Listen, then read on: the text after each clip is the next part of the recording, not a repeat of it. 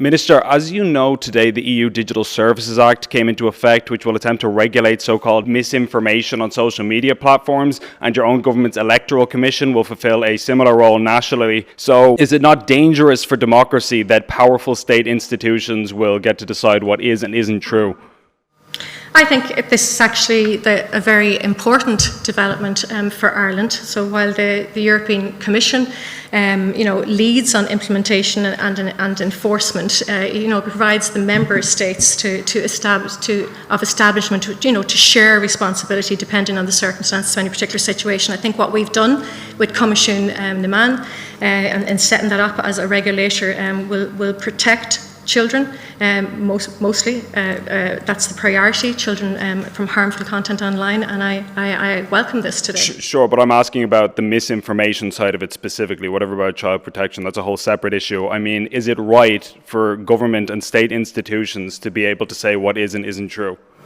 Look, we have, when it comes to misinformation, it's actually, it would point to the whole value of public service broadcasting and why we need reliable information. And I think under the DSA, you'll see that every state will designate a body to the DSC, and we have that person, that was John Evans, was appointed as our Digital Services Commissioner on Comisiún, and I welcome the development. But I'm sorry, that's not an answer to the question. I'm asking you, do you think it's right and healthy for democracy for the government and the state to be able to decide what is and isn't true? Have you done any assessments, for example, to make sure that these regulations aren't abused or overused? I think everything that we see in misinformation, anything that can prevent misinformation, is to be welcomed. So you haven't done any assessment then to ensure that this isn't abused? The DSA would lie with Minister Coveney's department, but Comisiún na Meán lies with me. Minister, in relation... Minister, just on the Digital Services Act again, is it really good enough that you failed to answer the question earlier about whether or not it's acceptable for the state to regulate information that people are allowed to say and decide what is true or false?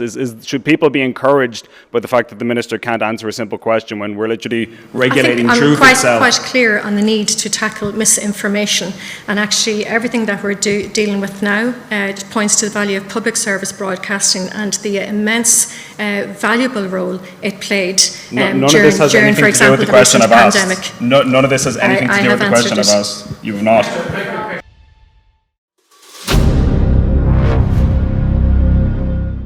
I'm looking for partners, collaborators, colleagues who want to join forces with me around the globe and create real value, generational wealth, and financial freedom for everyone else around the world. Get involved in the cryptocurrency markets, get involved in the NFT markets. This is your moment. Life all comes down to a few moments. Don't let this pass. Now it's not too late. Next year's going to be too late. Ultimately, this is about freedom. That's the way I see it.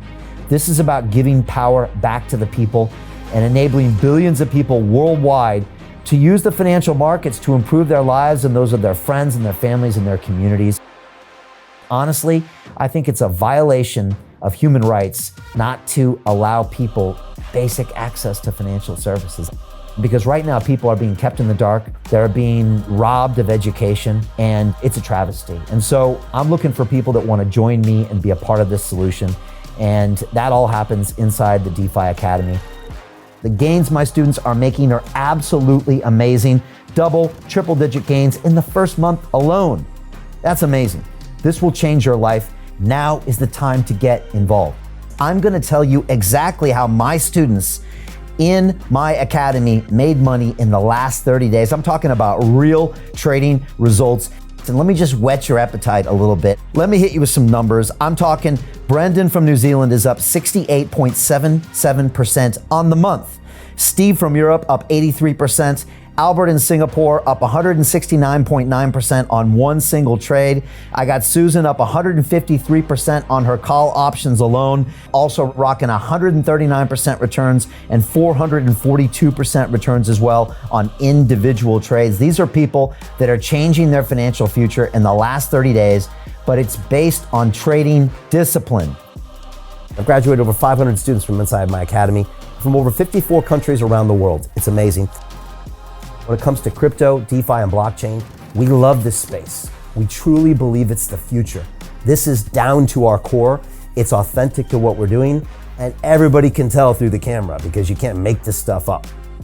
If you're watching me now, wherever you are, I implore you, take 60 seconds right now and join my academy. Apply today. Now you've got a chance. Life all comes down to a few moments.